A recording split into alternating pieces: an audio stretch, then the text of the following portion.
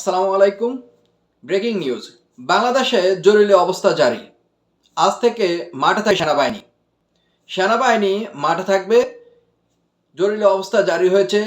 ইতিমধ্যে সরকার দলীয় ওবায়দুল কাদের বলেছেন দেখা মাত্রই ঠিস ঠিস।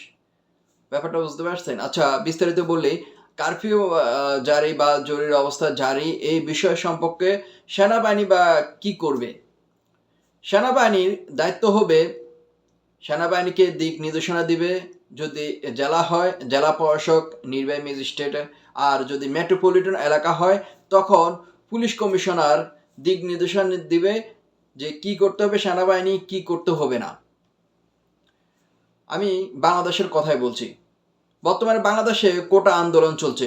এই কোটা আন্দোলনে ব্যাপক সংঘাত হয়েছে। ইতিমধ্যে শুক্রবারে ৩৫-এরও বেশি অধিক এই দুনিয়া ছেড়ে চলে গিয়েছেন, আর বেশ কয়েকজন আহত হয়েছেন। এমনই পরিস্থিতি হয়েছেন, রাস্তাঘাট এবং কি প্লেন বিমান সব কিছু বন্ধ করে দেওয়া হয়েছে। বহির্বিশ্বের সাথে কোনো যোগাযোগ নেই। ইন্টারনেট, মোবাইল নেটওয়ার্ক, বিদ্যুৎ সব কিছুই বন্ধ করে দেওয়া হয়েছে। বাংলাদেশের মধ্যে ইতিমধ্যে কি হচ্ছে, বহির্বিশ্বের সাথে কেউ যোগাযোগ করতে পারছে না। আর প্রবাসী ভাইদের একটি খুব যে তাদের পরিবারের কি অবস্থা, পরিবারের সাথে কোনোভাবে যোগাযোগ করতে পারছে না। কেন ইন্টারনেট সংযোগ, কেন মোবাইলে নেটওয়ার্ক সংযোগ বন্ধ করে দিয়েছেন, এই দায়ভার কে নিবে?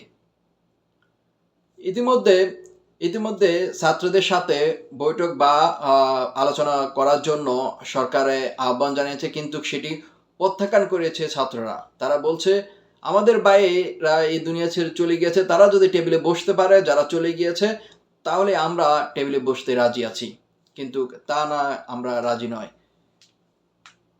এটা কি হয়তো প্রথমে ছিল ছাত্র আন্দোলন, কোটা সংস্কার, এখন হয়ে গিয়েছে সম্পূর্ণ সরকার বিরোধী আন্দোলন। এর শেষ কতটুকু পর্যন্ত যায় পৌঁছায়? আমাদের আমাদের শিক্ষার্থী ভাই বোনদের উপর যেভাবে কি বলবো বর্বরতা, যেটা ফিলিস্তিনি গাজা, সেই কাহিনী ছাড়িয়ে গিয়েছে।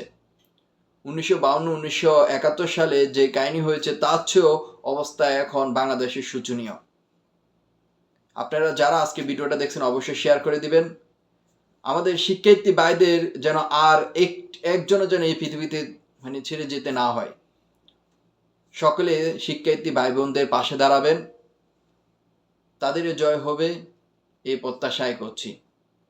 আর সেনাবাহিনী অবশ্যই শিক্ষার্থীদের পাশে থাকবে, আন্দোলনরত সাধারণ জনতার পাশে থাকবে, এই কামনাই করছি। কারণ হারানো আগে সেনাবাহিনীদের যে অবস্থা হয়েছে, এবার যদি অন্তত সেনাবাহিনী শিক্ষা হয়, আর সেনাবাহিনী শিক্ষার এই সুযোগটা যদি কাজে লাগাতে পারে, যে তাদের হারানো যে সেই যৌবনটা যেন তারা দেখাতে পারে। ভালো থাকবেন, সুস্থ থাকবেন, নিরাপদে থাকবেন। শুক্রবার শনিবার থেকে রাত 12টা থেকে জরুরি অবস্থা জারি। সেনাবাহিনী মাঠে থাকবেন।